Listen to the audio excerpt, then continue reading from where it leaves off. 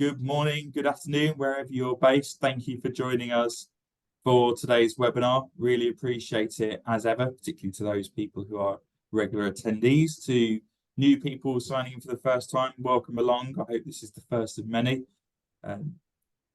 So what is today's session? It's improving your firm's financial fitness, and it's with myself and Mark Sloan from Asaph Advisors. In the run-up to this session, got two main areas of interest from people who were signing up, and one was the internal processes and the culture around financial success that you need to drive if it's not already present, or improve if you've already got some semblance of it. And then the second thing is sort of like the right size best practice to achieve that. Confident that today will be providing you insights into both of those.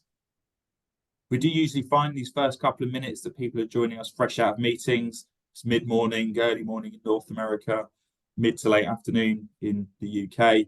So as I can just see, those attendee numbers keep sort of ticking on up. I'm going to give everyone a second to settle in until we plateau. But for those of you who don't know me, I'm Ben Edwards. I'm the head of partnerships here at CMap, and also new business contact for North American consultancy firms. We're a PSA solution for consultancies, professional service organizations, and I'm going to be running today's session. Today's webinar has got a little bit more on-screen content than our usual panel-style sessions, because there's several slides that we want to share with you all. Plus, there's a couple of take-homes too, hopefully of interest and relevant. And the overall goal of this session, though, is similar to all of the others. So we're digging into a specific topic.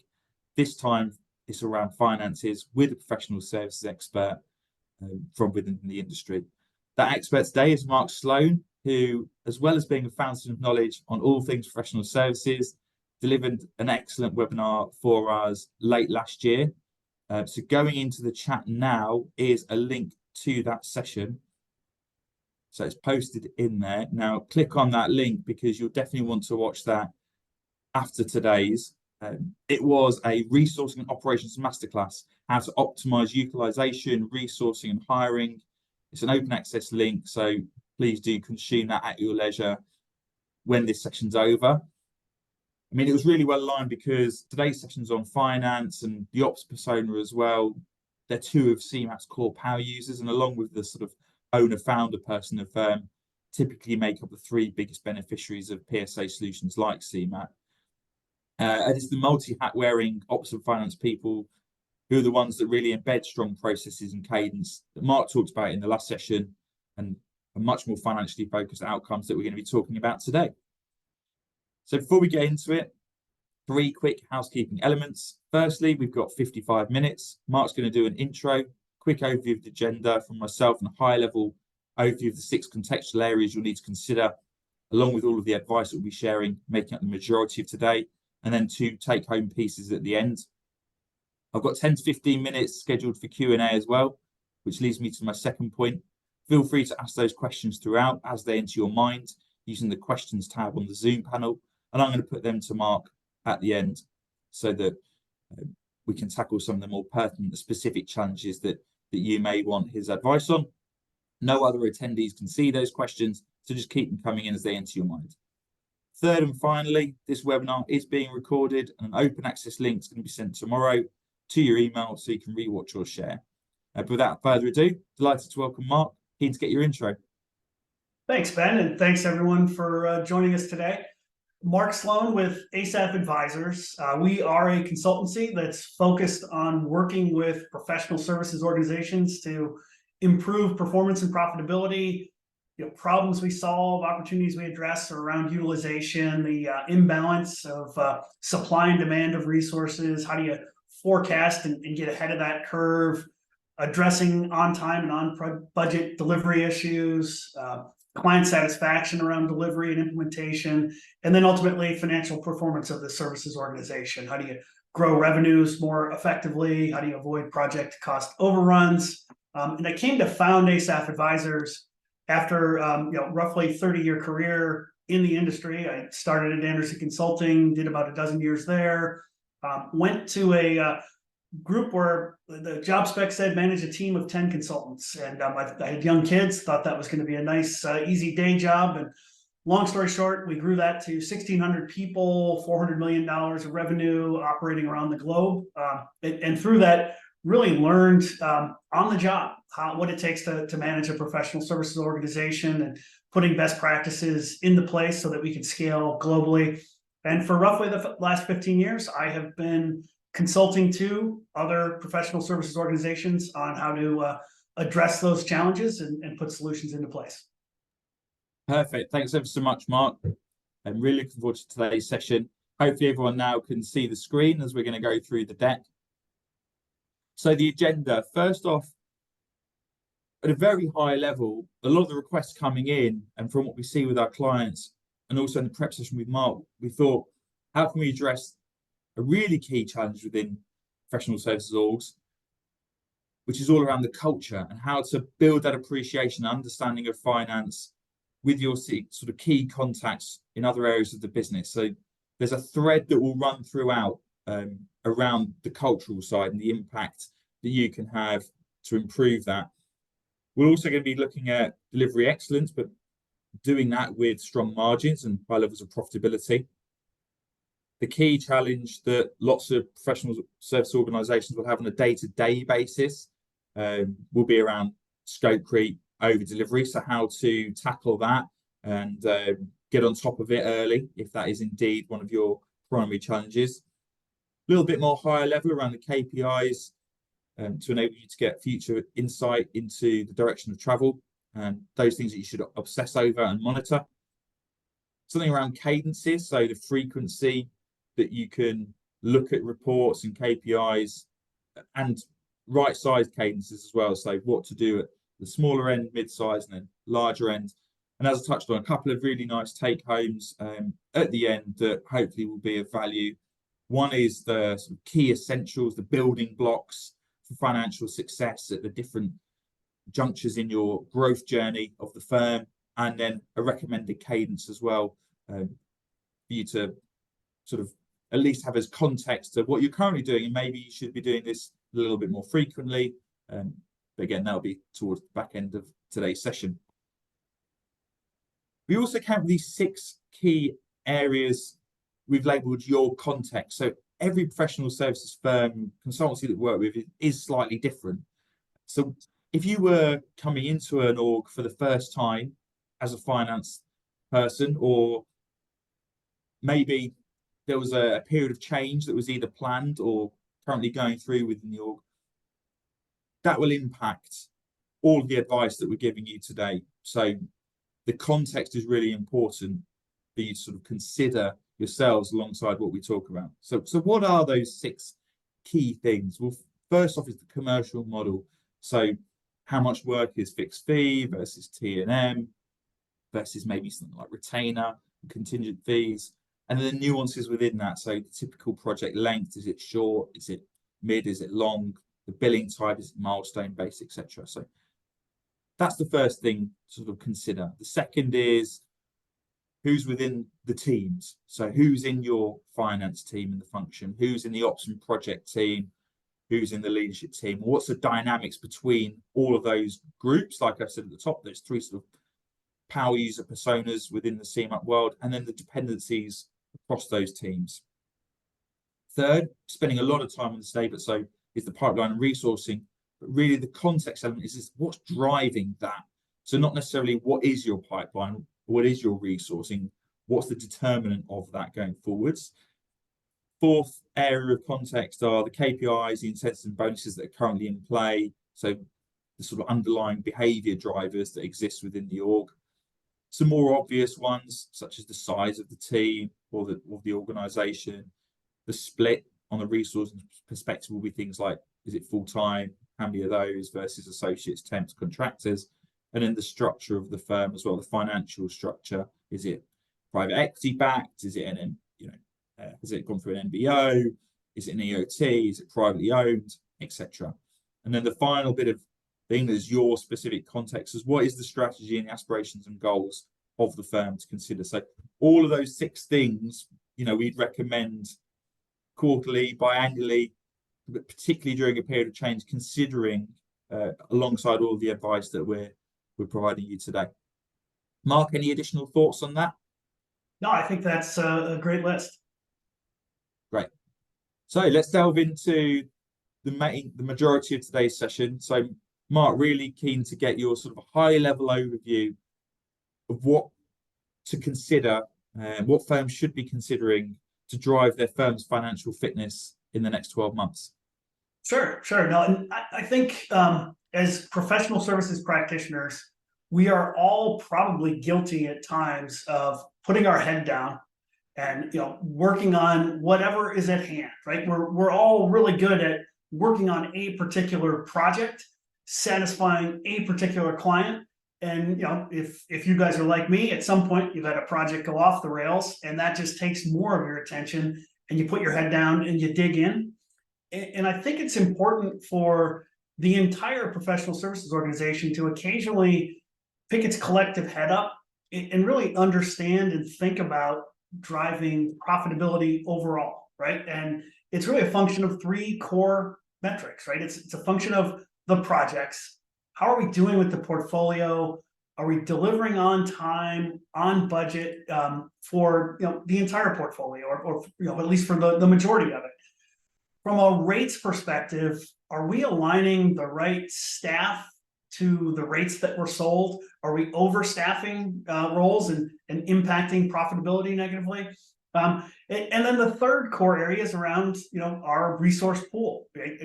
Do we have an underutilized pocket of resources that's ultimately impacting our profitability? And what I mean when you get heads down, it's very easy to focus on projects. How am I doing on this particular project? And if you're not lifting your head up and looking at rates and looking at resource and utilization, it can be possible to get off track. And Ben, if you wouldn't mind just advancing to the next slide, it's really just a build slide here, right? But it's really helpful to look at this big picture, and not just as the leader of the organization, but bringing the team together to review this, right? To understand how what one person does on one particular project rolls up to the overall organization's profitability, and what they do. And the reason to do that is really on the next slide. It's these metrics can have significant financial performance, right? If we just look at projects, right? A 50, a team with a portfolio of 50 projects, right? At just 20%, $20,000 of revenue, if we're off by 5 or 10 or 20% of cost, our profit starts to diminish significantly, right? So if you're a large PSO with multiple practices, you may have a practice with 50 people or 100 people or 250 projects going on at a time. And these small little things, right, that an individual might think, hey, I'm only off by 5%. That's not that big a deal. Well, if everyone's off by 5% or 10% in a portfolio of 250 projects at an average revenue of 100,000 per project, right? That can be a big miss as the CFO or the CEO of the organization starting to roll this all up and look at what we're doing. So, again, it's important to have the team understand their individual impact for one particular project on the overall portfolio. The second area really gets into rates, right? If we budget that this is going to be an entry-level, resource, but we staff somebody with more experience, a higher salary, a higher cost rate, that's going to negatively impact the margin, right, that we're achieving. And so the project may be on time, but we're overstaffing it to drive things. And so we have to be cognizant when we do that, right? We have to then revise the budget so that we're telling the organization, look, we're overstaffing this because this is a difficult client. We're overstaffing this because we didn't have anybody else available on the bench, but do it proactively, right? And really manage towards it. Don't become a victim of events. And then the last area is around the utilization. So we may be delivering phenomenally on our projects. We may have staffed everything exactly the way we had budgeted when we first put in the quote.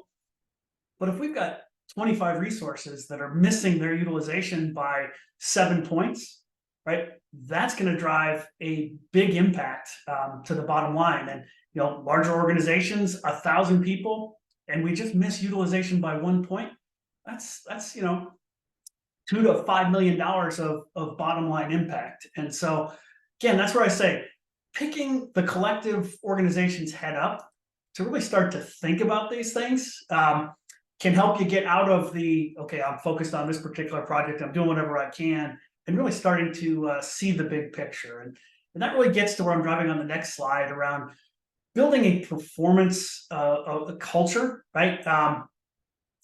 The project perspective, how are you holding your team or teams accountable to their impact on these metrics? What sort of reviews are you doing? What sort of KPIs do they have in place to manage to that?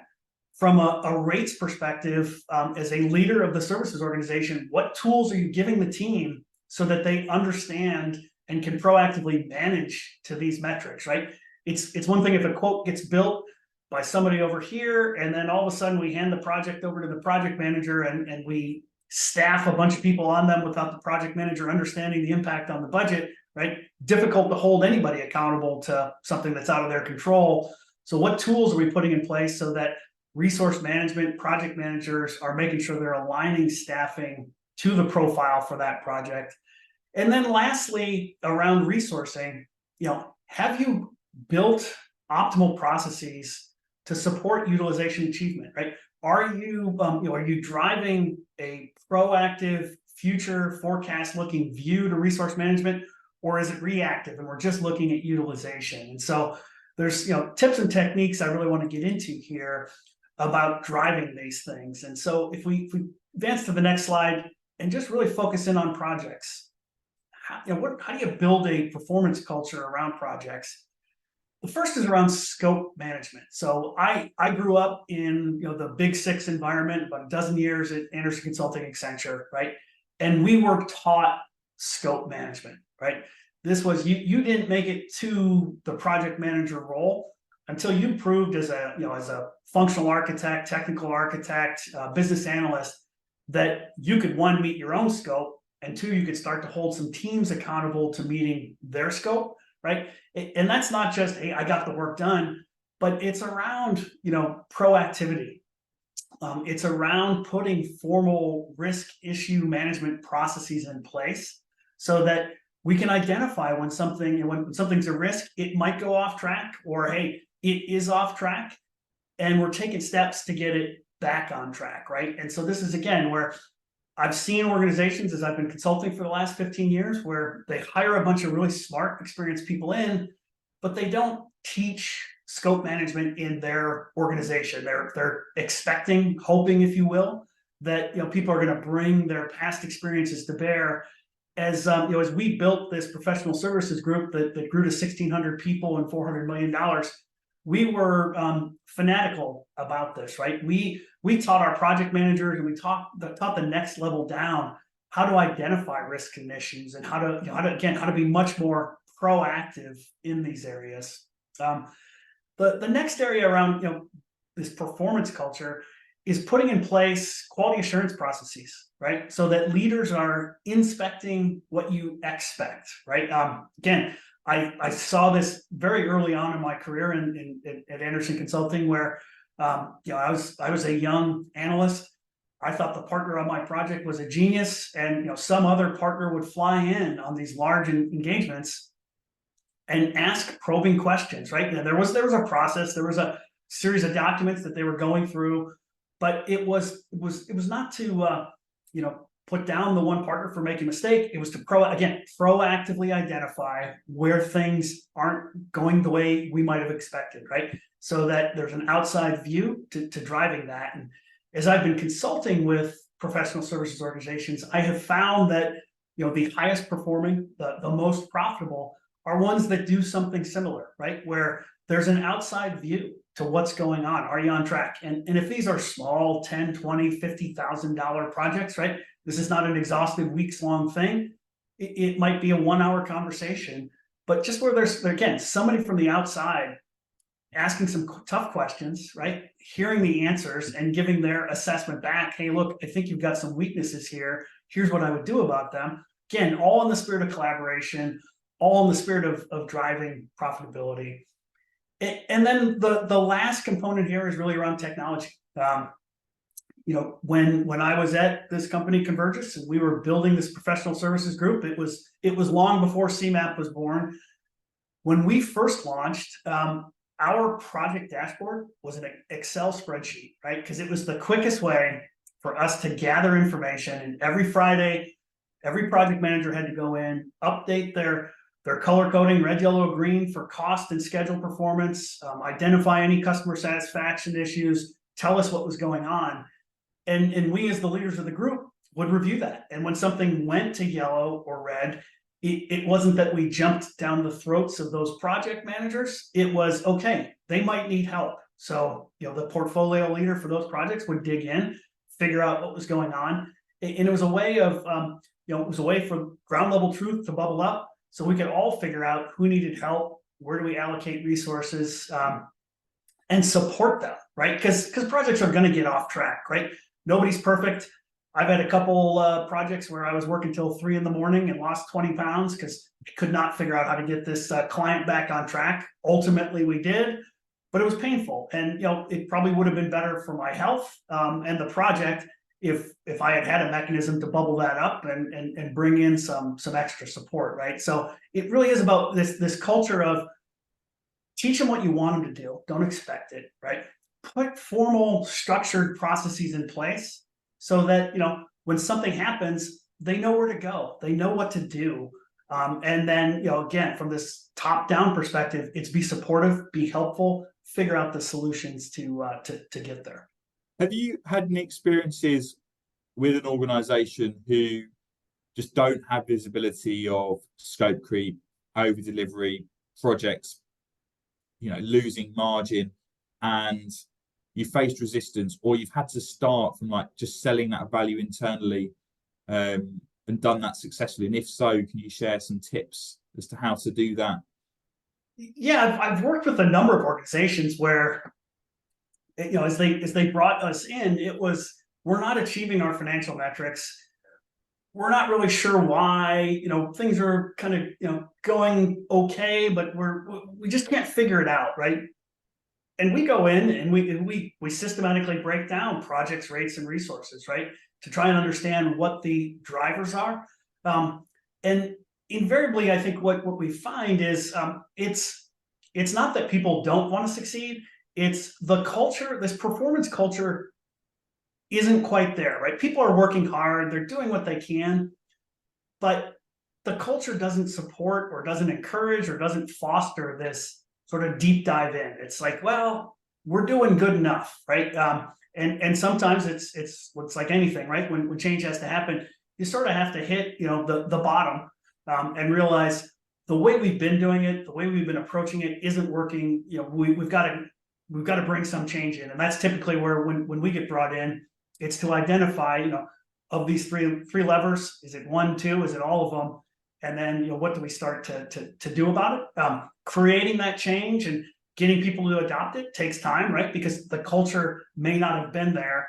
And, culture change is one of the hardest, right? You can go and implement technology, you can go roll out a process, but if the culture doesn't adopt it, it's not there. And so a lot of this, needs to be driven from the top down, right? This performance culture, this supportive performance culture, right? We're here to help. Tell us what you need. We're going to give you some tools, and let's continually improve over time to drive the change we want to see. Thanks, Mark. Sure. Yeah, so I think if we go on to the next slide around rates, key thing that I find here is a number of PS organizations have a loose rate card defined, right? This is the bill rate we want to achieve for this level, and this level. It's not always tied to specific resources and their actual cost structure, right? So we may bill out $150 for an architect, but if that architect's internal cost rate is $115 an hour, our margin is pretty slim there. And so one of the things around building a performance culture that I've worked with clients on is to say, look, it's one thing to build a top-down rate card, but you really need to build it bottom up, right? You need to understand what your cost structure is so that as you start to apply the margin that you want to achieve to it, you're actually going to get the math that to work out the way you want to. There will invariably be times when, hey, look, we do need to overstaff this role, right? We bid it out as an architect, and what we really need is a senior architect because of the complexity here, and that's okay, right? We can take a few hits here and there. We can make some adjustments, but when you start out, it's putting more discipline and focus on that. I think that the second aspect here is who is doing the estimating, right? In my experience, salespeople are great, but they're also great in wanting to get the deal done and closed and won so that they get something in the win column, we get the revenue, they get a commission check. What I have found is quite often when it comes to submitting services revenue, services quote with a product quote, when there's a question about price, the first place they go is services. How do we get that implementation cost down, right? How do we get that smaller? Not, look, here's what it's going to take to close the deal. This is a $500,000 bid, and they've only got a $400,000 budget. Do we take the hit on product? Do we take it on services, right? So I think starting, taking a step back and starting, let's look at the overall bid, not just services. The second thing is, does PS get to sign off on what quote goes to the customer? And I think this is important. I've been in an organization and I've counseled other organizations on establishing some type of approval form, because there will be cases where we do need to discount rates or we need to discount the overall price, but that should be done in the open with an understanding by finance that the margin on this project is going to be lower than expected, right? It's not just we reduce price and we reduce the number of hours that it's going to take to do the project. We may lower the rate so that we can get the deal, but that still means we need 1,000 hours of effort to get the work done. Alternately, we can decrease scope, which takes that 1,000 hours down to 700 hours. But this should all be done by a collective, not by an individual salesperson, not by an individual professional services person, but sales, professional services, and finance need to come together to say, here's what it's going to take to win the deal. Finance, hey, here's what we could sacrifice on margin. Services, here's what we could sacrifice on scope, and sales saying, hey, that'll work, or here's some other ideas. But doing that as a collective rather than individuals, I think really helps again build this performance culture, right? We're all here to win. Services isn't here to just say no, we can't do it for that rate. It's here's what we can do for that rate, right? Here's the scope we can accomplish. And then lastly, again, this really comes into technology, right? So as we're starting to think about how we staff this and we're aligning resources to the rates, do we have technology in place that helps us assess, like, okay, yeah, we're bidding these out at architect rates, but the only people we've got available are the senior architects who are a lot more expensive, right? And again, that may come down to a sales, services, finance discussion of, look, we can accomplish this project. We will take a financial hit if we get it done now with these resources. Do we agree we should do that? Sales may come back and say, look, this customer can wait, 2 more months when all those resources become available. But having that technology in place lets you start to have those trade-off discussions, right? Do we take the financial margin hit? Do we take the schedule hit? Do we go back to the client and see if we can stagger the project, kick it off, take a break, and come back when the other resources are available? But again, it's all about this performance culture and creating a team of finance, sales, and services to really start to pursue these things. Mark, just a couple of examples that I see and hear from our clients and from the broader market that I think is really relevant at this point on the rate side. We're going through a time of tremendous inflation, and that puts pressure on a business's cost base and margin. But what amazes me is the volume of people who, from professional services side, aren't prepared to put up their rates in line with their own increased costs, because there's this perception that the client won't buy. The economic situation from the outset looks a little bit tricky, and therefore people are worried. Deal cycles tend to be lengthening. The amount of closed one, might have been tricky over a certain quarter. Are there any tips or pieces of advice around, all of that seems to be happening at this moment in time. There's probably people on this call who, have got decreased pipelines, bit of pressure on clients not spending as much, certainly not signing off on professional services quickly or to the value that they previously did do. Yeah. No, well, so what I always counsel folks is, sort of price is what you pay, value is what you get. So I think there are a few things here, right? One, in just shifting the discussion from here's what it's going to cost you, here's the price, to here are the benefits that you can achieve at the conclusion of this project. It starts to shift the discussion with the customer from, look, I know this is going to cost $1 million, but this is going to have a $2 million a year impact for you once it's implemented. So again, reframing it so they start thinking in terms of the benefits and the value they're going to get versus the price they're going to pay is sort of step one, right? And making sure that as we submit bids or as we're engaged with sales in talking to prospective customers, that we're talking about the value they're going to achieve, right? And when you implement our technology, what we start to see is X% improvement in this, say Y% improvement in these costs.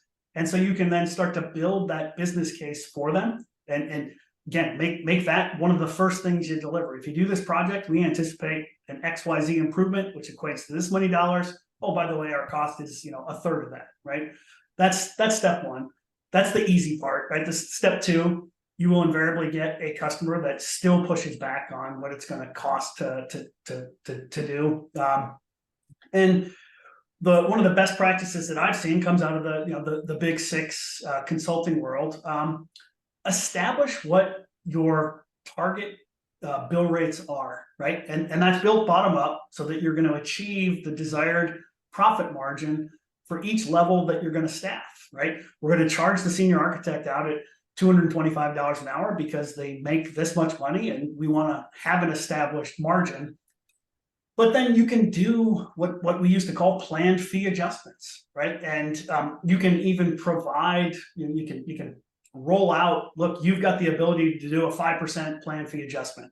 If you want to go over 5%, you got to come back for approval. But you can put mechanisms in place so that you're establishing what the true market rate is, but still giving yourself flexibility to do some planned fee adjustments, right? We want to get this deal. We're going to have a surplus of resources on the bench, so we're willing to take a 7.5% planned fee adjustment because that beats having these 10 people sitting idle for a while. So, there are just, the levers that you can pull to get there. But I just advise people, don't negotiate against yourself, right? Establish the market rate, right? And that's based on what your costs are. It's based on surveys that you might do to see, what others are charging out there. Establish it, and then put some processes in place to give yourself flexibility to, do a plan fee adjustment to pursue a deal because you've got some information about what their budget is or who the competition is, and you want to make sure that you win that deal. Great, thanks, Mark. I'll move on to the third area to discuss Sure. resourcing. Yeah, this this is an area that I typically see as under invested in by services organizations, but one of the biggest drivers, right? Like if we've got 5, 10, 15 resources sitting idle, that's a huge hit, right? We might be hitting all of our margins on all the delivery work we're doing, but we're undoing our success because we've got 7 people sitting idle for 6 weeks, right? And the key thing I saw as I left the pure consulting world and went into the professional services world was a lot of organizations think of resource management as staffing, right? Deals coming in, I'm going to go in the system, I'm going to go walk the halls, I'm going to see who's available, who's got the skills, and get them staffed. And that is a big part of resource management, right? But it's reactive. And what I encourage organizations to do is get much more proactive around resource management and start to forecast their resource needs. And again, I got sort of pushed or pulled into driving this when I left Accenture and went to this company. My job spec said manage a team of 8 or 10 consultants. And I took the role because I had a young family. I was traveling all the time. And I thought, wow, manage a team of 8, right? I'll be home for dinner. I'll get to coach the kids' sports and I'll be around. Well, the company launched a new software product as I got there. The sales organization was super excited because they were going from selling outsourcing deals, which took years to consummate, to licensable software that they thought they'd be selling a deal every 3 weeks. And they built up this huge pipeline. And I had a sales VP who would tell anyone that would listen, Sloan's going to be 500 people short if all these deals hit. And I was wise enough to know, hired on a job spec of 8, no one was going to let me go open 500 recs to fill all these needs. So I had to build a process, right? And essentially what I mean by forecasting resource needs is taking your sales pipeline, translating that to a resource pipeline, comparing that to the staff on hand, who's already booked, who's available, and getting some quantification of, hey, if all these deals hit, Sloan, you are going to be 500 people short. If all these deals hit according to their probability, you're going to be 30 people short, right? And we can phase it out over time. And so you can start to get a much better handle on what does demand look like? What does my supply of resource look like? Do I have consistent gaps? Do I have spikes in gaps and spikes in demand? And those require different strategies, right? One requires going out and hiring. One might say go contract with a third party for 5-7 resources for a short period of time to plug a gap. Or you may see you've got a surplus of resources and you can then arm sales. Hey, look, if you're going to sell something, we got a lot of capacity to start these types of projects tomorrow, right? And so putting that formal centralized resource management in process to align staffing, but really to forecast future demand, I think is really helpful. The second part of this performance culture is publishing utilization numbers, right? Letting people know what their target is and what their year-to-date number is, so they can be much more proactive about managing it. All conversation here, I kept referring back to my Accenture days, Anderson Consulting days. And one of the best compliments I think I ever got from a partner there was, I was always just at my utilization target. I knew just enough of the levers to pull to stay billable enough that no one was going to be complaining that Sloan wasn't billable enough, but give myself enough free time so I could go pursue the opportunities that I wanted to pursue, right? And that's what you want. You want your resources knowing their target, taking steps to make sure they're billable, proactively managing it, right? Make them a part of this process, right? And in essence, foster this culture of performance, right? I'm hitting my numbers. I'm doing what I'm supposed to do. If you want to take my utilization target up, that's fine. I will continue.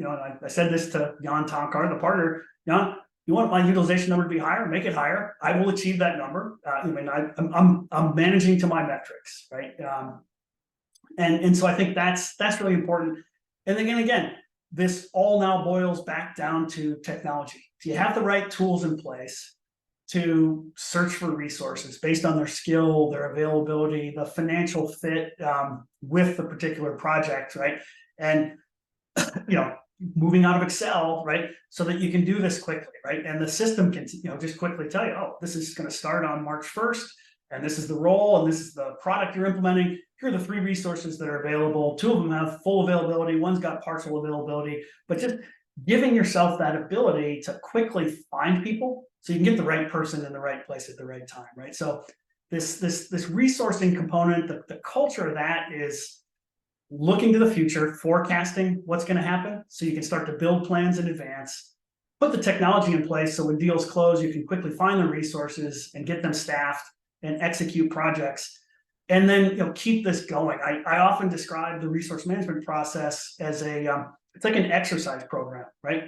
It never ends, right? If you want to stay in shape, you've got to constantly go out for a run, go out for a bike ride, go to the gym. You can do it for a period of time and get in good shape. And then when you stop for 3 months, you're going to get back to your old ways and not be in as good a shape. Resource management is this sort of daily, weekly, monthly cadence of activities. Again, forecast what we need, leverage technology to put people in the right place, and and just get that engine and wheel turning in the right direction. And Mark, just to reinforce that, almost every week we get feedback from firms we're looking to work with or businesses going live with our solution who, on the face of it, are growing, delivering work for fantastic clients, think they've got really solid, and it's this resourcing piece where when they get all of the data starting to be visualized in front of them, they actually realize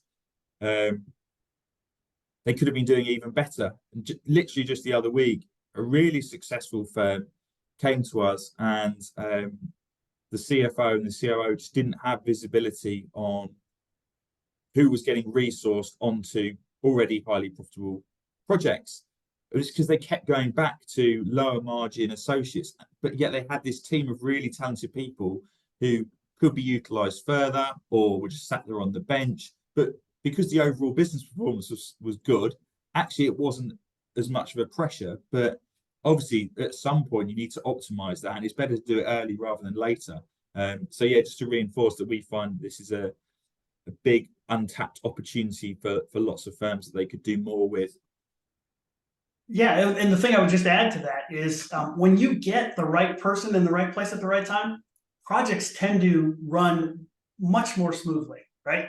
The issues arise when you don't get that technical architect involved in the project at the right time, and the team that's there starts making decisions. The technical architect comes in 3-4 weeks late and looks at what they're doing and saying, hey, look, this is suboptimal. And all of a sudden you're going back and redoing work that you've already done. And so, from a client perspective, client satisfaction perspective, when they see an understaffed team or an underskilled team, they start to recognize it. They get dissatisfied. And so putting that right person in the right place at the right time gets you off on the right scope footing, on the right financial footing, and on the right customer satisfaction footing as well. Yeah, I wouldn't be surprised with sort of like the perception of the macroeconomic environment at the moment that finance doesn't have a larger part to play in resourcing and ops going forwards. You've seen the big layoffs in North America from the big four. I hear all the time mid-sized firms putting people who usually would be on the bench on client work to sort of add value to the client, but not necessarily build them out. But they're probably making that decision with all of the data in one place. They're connecting the dots, and they know that financially they can make that decision. There'll be other firms who, when they connect all of that data and all of the dots, realize maybe they can't, or they shrink their associate pool or even their FTEs. And it's just having visibility of all of that, like you said, the pipeline, the existing book of business, your resources split down by job role or skill set, that will give firms that ability to make better longer term decisions. So really great advice. We've got some to-dos now, right?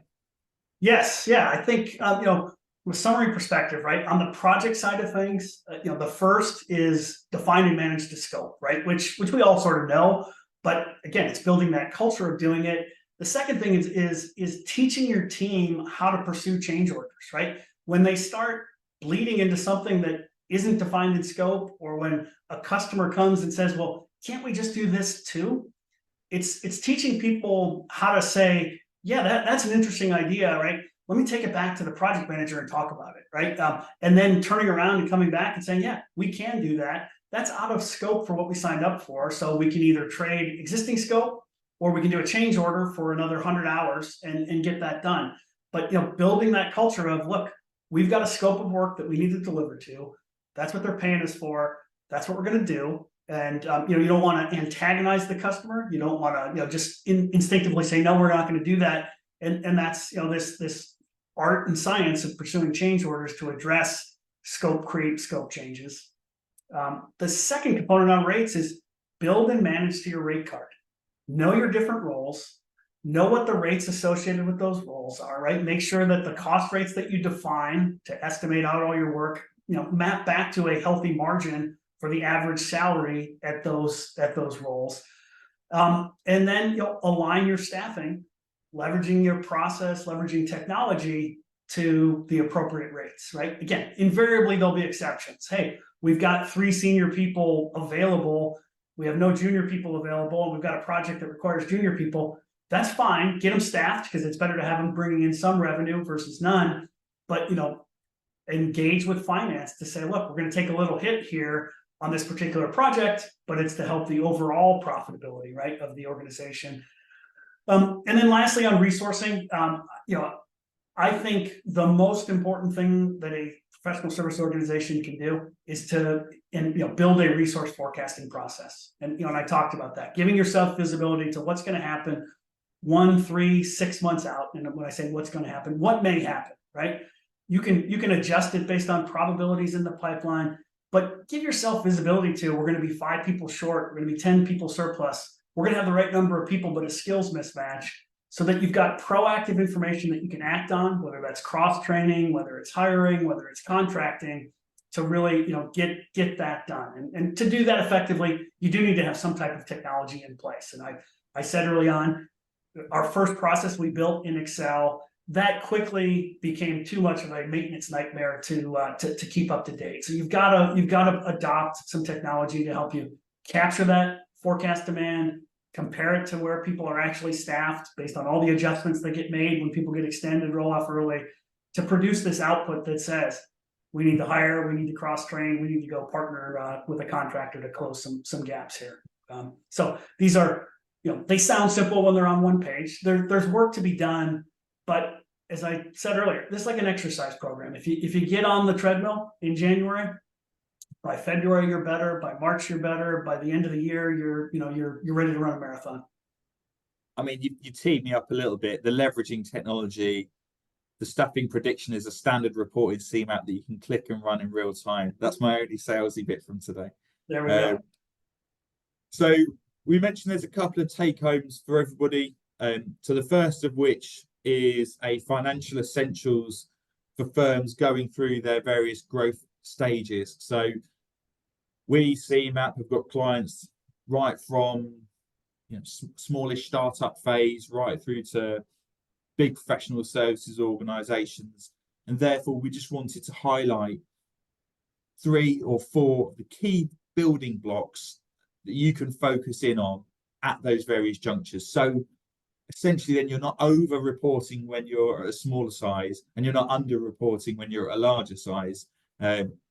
This is by no means like an exhaustive and definitive set of essentials, but judging by our 500 plus clients, talking through with everybody else who's in the market, finance professionals, operations professionals, this is actually a really good starting point. So 0 to 10, you've got those 4 key things to look at. 10 to 25, the 3 things to then build upon.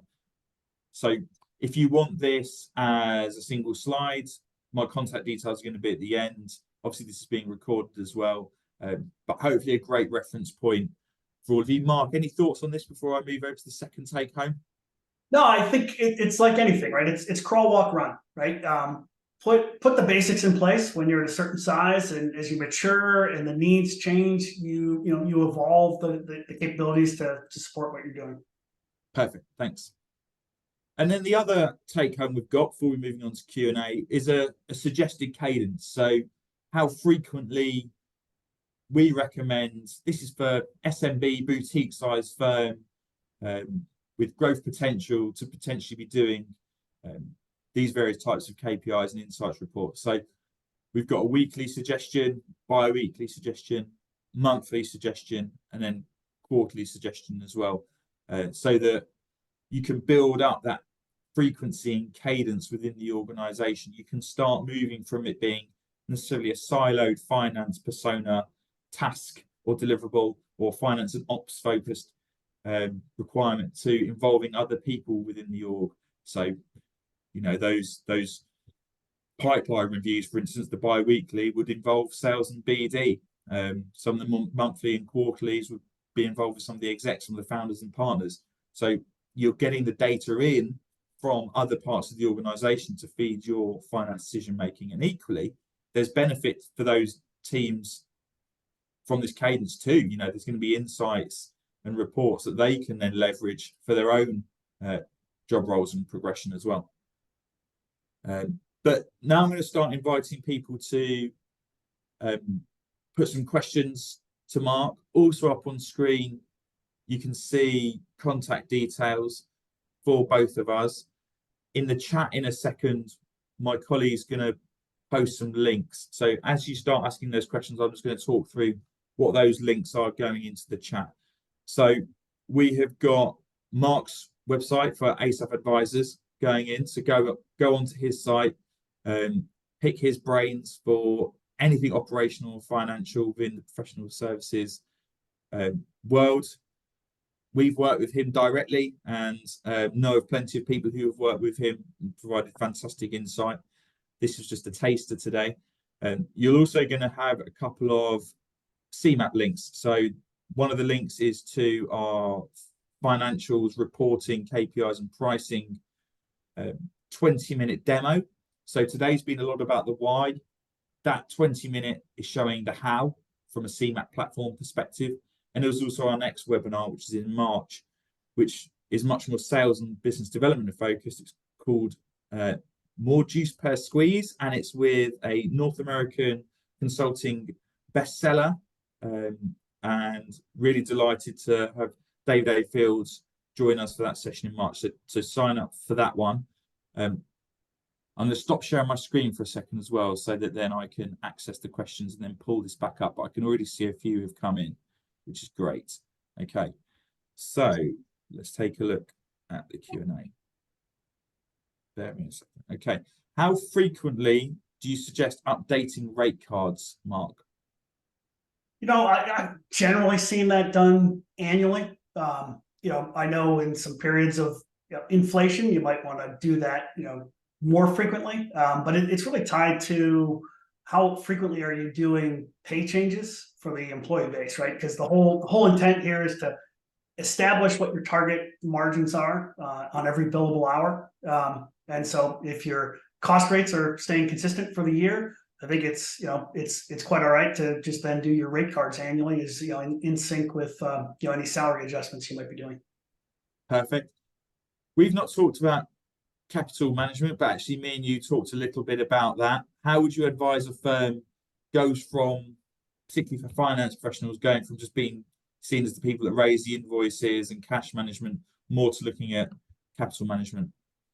Yeah, I mean, in my view, finance is a strategic partner of the professional services organization, because professional services can have such a big impact in either direction on overall profitability, right? If we've got too many resources on the bench, that's going to be a negative. If we don't have enough resources, we're not going to generate the revenue we're getting. If we're misaligning staffing, expensive resources on lower billed jobs, that's going to be an issue. So I encourage finance to engage proactively, partner with professional services. I encourage the professional services executive to build that relationship as well, because I think both can be helpful. I can think of the names of Angie Choi, who I worked with at Accenture over 20 years ago. I can think of Tim Breen, who I worked with 15 years ago. They all helped me achieve success in my career. They were my finance partner. And when I had questions, I could go to them. When they had questions, they could come to me. Again, everything I think revolves around being proactive with this, because if you get ahead of the curve, it really helps downstream. What's your thoughts on when you're sending out a quote for a new piece of work? Actually, this idea of sending 2 or 3 options, with different, internal margins against those, but also different price points from the customer perspective. Have you seen that work in the professional service setting? Yeah, I through I'll call it the proposal process. I encourage, and I do this myself, I will put a range of options together, right? Call it good, better, best pricing. Now the scope is going to be different at those different levers, but you essentially you're giving the customer options, right? And it's like, hey, look, we could go in with one bid, but it might be too expensive for them, right? Or we could go in with one bid that's low priced, and they might think it's not comprehensive enough. And so I like to figure out what options could be, whether that's, hey, look, we can do a basic quick hit assessment project where we'll all sit around the conference table and we'll be done in a week. We can do a much more exhaustive assessment project where I'm going to interview people one-on-one and look at some of your data, and this is probably going to take 3 to 4 weeks, right? And so you'll get similar deliverable, but one's going to have more detail behind it, and be more structured, and one's going to be a quick hit. And you let the customer decide, is it budget? Is it, hey, look, we can get consensus around this? But just, long story short, providing options, I think, lets the customer sort of pick and choose and poke and prod you into the, ultimately the right dollar amount and scope amount that goes into a contract. And out of the projects, the rates and the resources, those 3 key components, which of those do you see the most sort of like internal struggles and challenges to adapt based on, you've made some suggested recommendations, presumably, I don't know, you will have arguments for each of them, but is there any one where consistently orgs really struggle with? I think it's resourcing is where the least amount of management focus gets placed, right? I think it starts with sales, right? And sales is constantly focused on rates because they're trying to get the price to the right point where the customer can buy. So we spend, as PS execs and executives, finance and sales, we spend an inordinate amount of time talking about that, right? We spend the right amount of time focused on project management, portfolio management, quality, scope management, right? And we're drilling in there. Resource management, from what I see in a good number of organizations, it's looking at utilization and doing staffing, and it's not doing forecasting. And again, I think it comes back to when you can place the right person in the right role at the right time, all that other stuff gets taken care of. And so it's underspent time on, but it can have a much bigger impact than tweaking a rate here and there to win a deal. I think that's fair, because when I listen, I do think some of the suggestions that we come up with, you automatically think, oh, that's going to take me more time. But I guess the reality is, once you've got all of this cadence of reporting in play, you've got a focus on the right areas, that's freeing up time. And okay, the suggestions themselves will involve more people, involve more discussion, negotiation, and time, but you've saved time at the front end to compensate for that. Right. Well, and a lot of arguments and discussions within services organizations get going because I need the expert, right? We have to have this expert to work on this project because this client's important and this has to succeed, right? And so you spend time figuring out, well, how do I move the expert from here to there to there? If you built a functioning resource management process that's letting you forecast demand, you can start to build staffing options, right?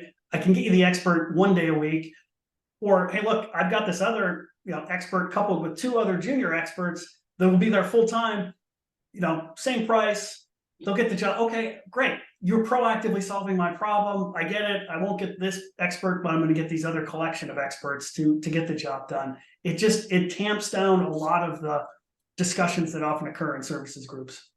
Perfect. So given we've only got a minute left, what I'm going to do is reshare contact details again.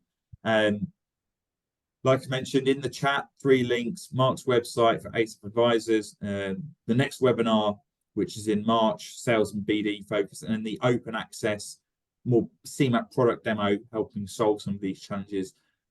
Thanks to everybody who's attended as well. Really appreciate the time that you've committed and spent with us here today. Mark, is there anything final that you'd like to say, or anything you'd like to call out to people to suggest that they do when they visit your site?